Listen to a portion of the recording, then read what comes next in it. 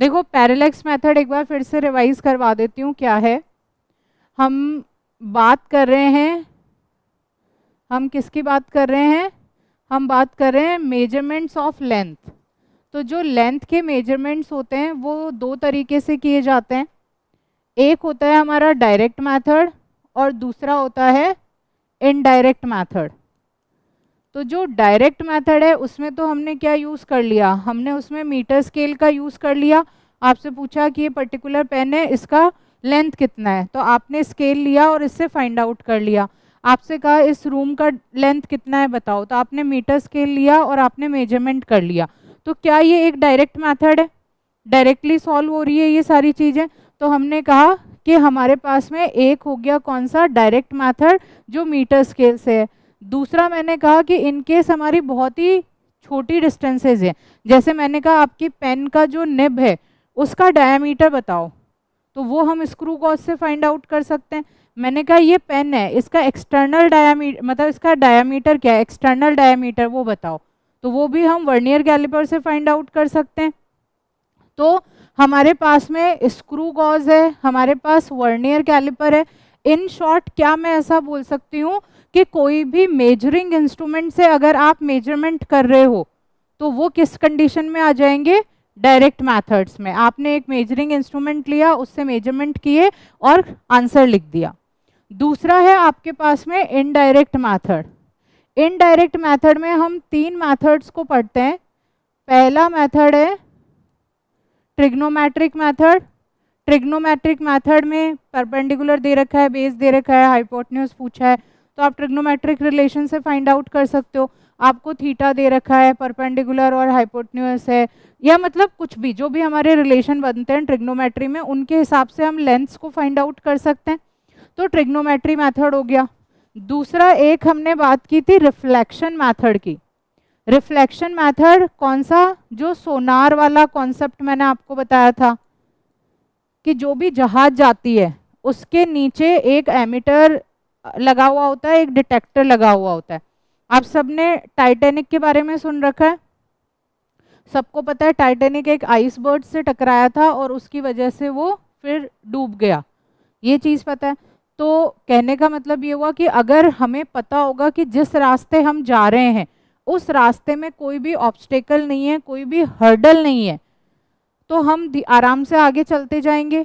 In case अगर हमें पहले ही पता चल जाए, मतलब हमें घंटा 2 घंटा पहले ही पता चल गया कि यहाँ पे आगे कोई ऑब्स्टेकल है, हो सकता है कोई व्हेल मछली हो, कोई बहुत सारी मछलियों का झुंड हो, या कोई आइसबर्ग हो, कुछ भी हो सकता है अंदर। अगर ऐसा कुछ भी होगा तो हमें पहले से पता होगा, तो हम अपना रास्ता डाइवर्ट कर लेंगे। तो उसके लिए कौन सा यूज किया जाता है मेथड, रिफ्लेक्शन मेथड। इस मेथड में क्या करते हैं, जहाज पे यहाँ एमिटर लगा रखा है, यहाँ डिटेक्टर लगा रखा है। एमिटर जो है हमने कहा ये एमिटर है, this is the detector. Emitter से कोई भी साउंड वेव को हमने यहाँ से निकाला। फॉर एग्जाम्पल यहाँ पे कोई ऑब्स्टेकल था, हम आइसबर्ग्स ले लेते हैं। इस ऑब्स्टेकल से ये साउंड वेव जाके टकराएगी। 9 बजे साउंड वेव यहाँ से एमिट हुई थी, तो हमें एक पर्टिकुलर टाइम पता है कि इतने बजे साउंड वेव एमिट हुई है।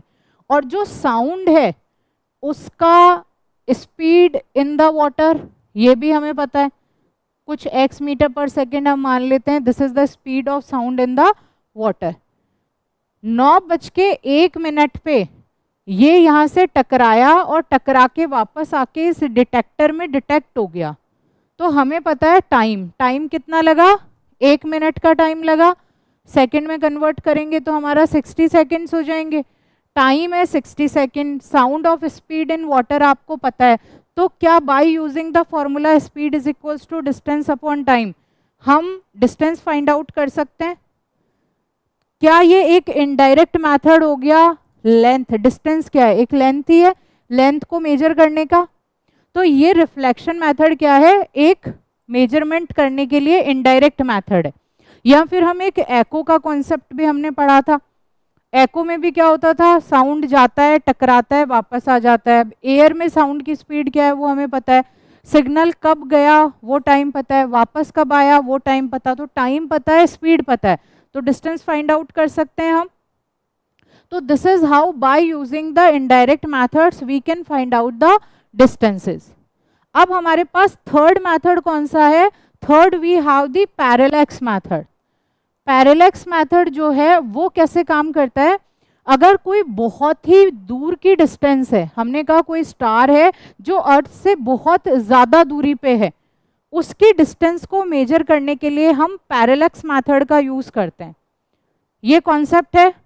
अब सबसे पहले तो हमें ये पता होना चाहिए कि जो हम ये पैरेलैक्स बोल रहे हैं इसका मतलब क्या होता है। पैरेलैक्स का मतलब है क्योंकि हमारी जो दो आँखें हैं उन आँखों के बीच में डिस्टेंस है, तो अगर हम इन आँखों से किसी भी ऑब्जेक्ट को देखते हैं, इस आँख से देखेंगे तो ये कुछ और डिस्टेंस पे दिखेगा, इससे देखेंगे तो इसकी पोजीशन कुछ और दिखेगी। हम ऐसे करके देखते हैं, ये पेन है सामने रख लिया, एक आँख से देखा फिर दूसरे से देखा तो ऐसे शिफ्ट हो गया, सबको दिख रहा है ये शिफ्ट होता हुआ, शिफ्ट होता है। एक बार करके देख लो, हो रहा है शिफ्टिंग। तो मतलब अगर हम ये सेम कॉन्सेप्ट का यूज कर लें to find out the distance of this star, तो इसके लिए क्या करेंगे? ये स्टार बहुत दूर है अर्थ से, हमने अर्थ पे कोई भी दो पॉइंट्स ले लिए, एक ए और दूसरा बी, और दोनों हमने डायमेट्रिकली ऑपोजिट पॉइंट्स लिए। तो जो ए बी है, ए बी यहाँ पे क्या है? A B is the diameter of earth. Diameter of earth हमें पता है, नॉन वैल्यू है एक, तो मतलब ये हमें पता है। अब हम पहले क्या करेंगे? इस ए पॉइंट से इस स्टार को देखेंगे, इस स्टार को देख के हम यहाँ पे एंगल फाइंड आउट कर लेंगे, और इस एंगल को मेजर करने के लिए हमारे पास में ऑलरेडी एक इंस्ट्रूमेंट होता है जिसे सेक्सटेंट कहते हैं। तो हमने ये एंगल यहाँ पे फाइंड आउट कर लिया। अब हम जाते हैं दूसरे वाले पॉइंट पे, इस दूसरे पॉइंट से हम वापस इसी स्टार को देखेंगे और हम फिर से एंगल को फाइंड आउट करेंगे। तो इंस्ट्रूमेंट ने हमें क्या दे दिए? एंगल दे दिए। अगर दो एंगल पता है तो तीसरा फाइंड आउट हो जाता है हम लोगों से, तो हमें एंगल मिल गया। तो it means we have this angle theta. हमें ये जो डायामीटर दिया हुआ है इसकी वैल्यू भी पता है। अब हमें ये डिस्टेंस फाइंड आउट करनी है, कोई वाई डिस्टेंस जो है यहाँ पे। तो इसमें हम कौन सा कॉन्सेप्ट लेके चलते हैं? इसमें हम प्लेन एंगल का कॉन्सेप्ट लेते हैं।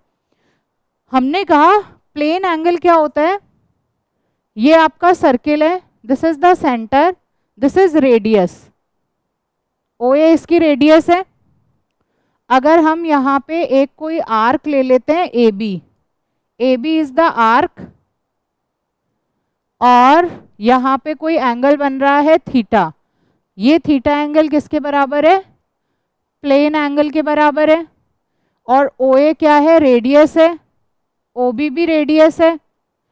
जो प्लेन एंगल के लिए फॉर्मूला आता है हमारे पास में, वो फॉर्मूला होता है theta is equals to arc upon radius.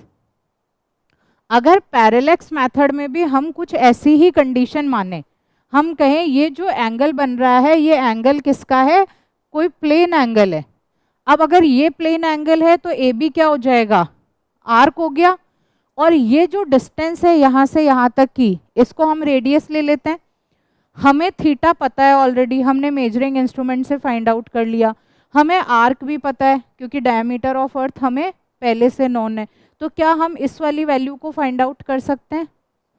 बस ये फॉर्मूला लगा के हम पैरेलैक्स मेथड में जो भी डिस्टेंसेस होती है उनको फाइंड आउट करते हैं। क्योंकि आर्क पता है, थीटा पता है, तो जो डिस्टेंस है between the star and the earth वो फाइंड आउट की जा सकती है। लेकिन प्लेन एंगल की एसआई यूनिट क्या होती है? रेडियन होती है। तो अगर आपको कोई भी चीज डिग्री में दी हुई है तो हमें उसे कन्वर्ट किस में करना पड़ेगा? रेडियन में। डिग्री जैसे होते हैं आपके 10 डिग्री, 5 डिग्री, 20 डिग्री, ऐसे एंगल होते हैं। कुछ एंगल होते हैं जो बहुत ही छोटे होते हैं। बहुत छोटे होने से हमारा क्या मतलब है? मैंने कहा ये स्टार है जो बहुत लंबी डिस्टेंस पे है, इतनी ज़्यादा लंबी डिस्टेंस पे है कि जो अर्थ है उसका स्ट्रक्चर भी बहुत छोटा हो गया in comparison to the distance between the earth and sun star. तो स्टार और अर्थ के डिस्टेंस बहुत बड़ी होने की वजह से इसका साइज बहुत छोटा हो गया। अब आप देखो यहाँ से अगर कोई एंगल बनेगा इन दोनों पॉइंट्स पे, तो क्या वो बहुत छोटा नहीं होगा क्या? तो हो सकता है वो सेकंड्स में बन रहा हो सकता है मिनट्स में, क्योंकि बहुत छोटे छोटे एंगल हम मिनट सेकंड इन सब में लेते हैं, रेडियन भी छोटे यूनिट ही होती है, तो इसलिए फिर कई बार मिनट्स दिए हुए होते हैं, कभी सेकंड दिया हुआ होता है, but we have to convert those in radians. बस ये सिंपल सा कॉन्सेप्ट अपने को यूज करना है। तो फॉर्मूला कौन सा यूज करेंगे जब भी पैरेलैक्स मेथड होगा? तो आर्क अपॉन रेडियस। रेडियन में ही थीटा हमें लेना है, क्योंकि रेडियन ऐसा यूनिट है उस प्लेन एंगल की, हम उसे प्लेन एंगल कंसीडर करके चल रहे हैं। और रेडियंस के लिए कन्वर्जन के फॉर्मूले में क्या याद रखना होता है? π/80 रेडियन और 1 डिग्री 60 मिनट के बराबर, 1 मिनट 60 सेकेंड्स के बराबर, ये ध्यान रखना है। अब इसके अलावा कुछ पूछना है बताओ? ठीक है। क्वेश्चन कह रहा है the sun's angular diameter is measured to be 1920 second. आपको क्वेश्चन में कहा है कि सन का जो एंगुलर डायामीटर है that is measured to be 1920 second. अब देखो यहाँ पे क्या होगा, जब आप इसको ऐसे पढ़ोगे एंगुलर डायामीटर, तो कई बार ऐसे दिमाग में आएगा डायामीटर, डायामीटर मतलब वो तो लेंथ होती है, ऐसे दिमाग में आता है। लेकिन यहाँ पे आपको क्या दिया है? 1920 सेकेंड्स, और सेकेंड किसकी यूनिट होती है? एंगल की यूनिट होती है। तो इसका मतलब ये 1920 हमें क्या दे रखा है? ये प्लेन एंगल दिया हुआ है, हमें थीटा की वैल्यू दे रखी है, दैट इज 1920 सेकेंड्स। तो अब सबसे पहला तो हमारा क्वेश्चन यहाँ पे यही बन जाता है कि हम इस 1920 सेकेंड को किस में कन्वर्ट करें? रेडियन में, क्योंकि हमने प्लेन एंगल लिया है। तो रेडियन में कन्वर्ट करने के लिए हमें पता होना चाहिए कि 1 सेकेंड के अंदर 4.85 इंटू 10⁻⁻6 रेडियन होते हैं। ये वैल्यू हमने ऑलरेडी फाइंड आउट कर रखी है। अगर 1 सेकेंड में 4.85 इंटू 10⁻⁻6 रेडियन है, तो 1920 सेकेंड्स में कितने हो जाएंगे?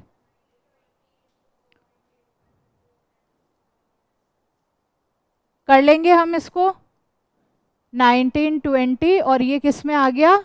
रेडियन में आ गया। तो मतलब हमें थीटा की वैल्यू तो पता चल गई कितनी है। अब आगे बढ़े। आगे क्वेश्चन कह रहा है the distance D of the sun from the earth is. अब सन से अर्थ की डिस्टेंस, ये सन मान लेते हैं, ये अर्थ मान लेते हैं, तो दोनों के बीच का जो डिस्टेंस दिया है वो कितना दे रखा है? 1.496 इंटू 10⁻11 मीटर। ये मीटर में ही है तो इसको कन्वर्ट करने की जरूरत नहीं है।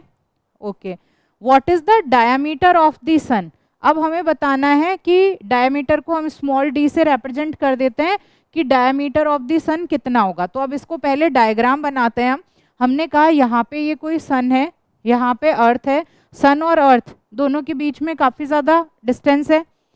हमने मान लिया this is the diameter of the sun, जिसे हम स्मॉल डी से रिप्रेजेंट कर रहे हैं। ये जो एंगल बना रहा है अर्थ के साथ में, डायमीटर के साथ, एंगुलर डायमीटर बोला हमने, तो डायमीटर के साथ जो यहाँ पे इसका एंगल बन रहा है वो एंगल कितना दे रखा है? 1920 सेकेंड। और जो डिस्टेंस दे रखी है अर्थ और सन के बीच में दैट इज 1.49 इंटू 10⁻11 मीटर, ये दिया हुआ है। और आपसे क्या पूछा है? स्मॉल डी के बारे में पूछा है। अब हमें पता करना है कि डी, ये वाली डिस्टेंस और ये एंगल, इन तीनों को कनेक्ट करता हुआ फॉर्मूला यहाँ लगाना है। कौन सा फॉर्मूला कनेक्ट करता है? ठीक है, तो अब हम थीटा लिख लेते हैं। हमारा थीटा कितना आया?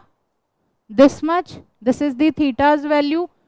आर्क कितना दिया हुआ है? आर्क तो पूछा है हमसे, ये वाली चीज तो। और ये रेडियस कितनी दे रखी है? तो वैल्यूज पुट करोगे तो आंसर आ जाएगा, कर लोगे?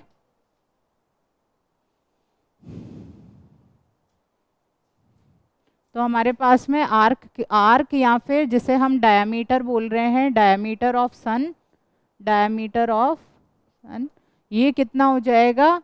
ये theta into distance between the sun and earth, distance between sun and earth. ये फॉर्मूला यूज कर लेंगे अपन और हम लोगों को डायमीटर मिल जाएगा।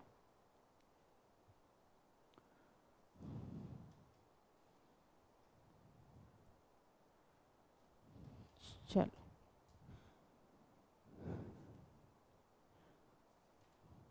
अभी रिवाइज करवा दूंगी आप लोगों को चैप्टर नंबर 1, चैप्टर नंबर 2 भी रिवाइज करवा दूंगी। अपने सिर्फ कितने क्वेश्चन बचे हैं चैप्टर नंबर 2 में, प्रैक्टिस 3 में? 1 2 3 4 5 6 क्वेश्चन बचे हैं।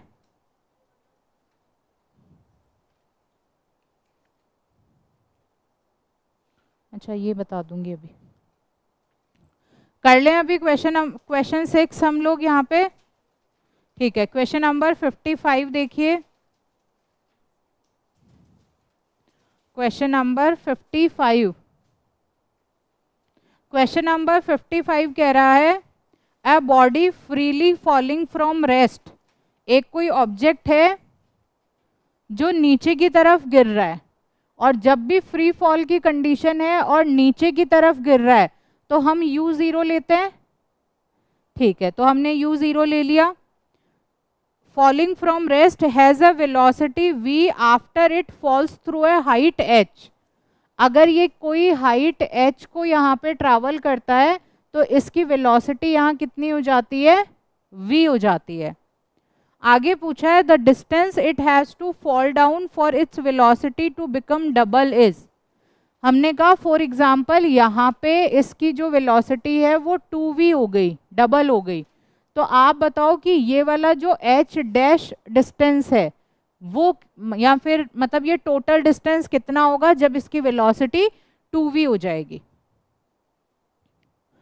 कोई ऑब्जेक्ट है ऊपर से नीचे गिराया, 2 मिनट आप लोग एक बार सोचो इसके बारे में, फिर मैं करवाऊंगी। ऑब्जेक्ट को ऊपर से नीचे गिराया तो u0 हो गया। कोई हाइट h तक पहुंचा तब इसकी वेलोसिटी क्या हो गई? v के बराबर हो गई। फिर क्या हुआ? फिर आपको बताना है कि ये जब 2v वेलोसिटी होगी तो इसकी हाइट कितनी होगी।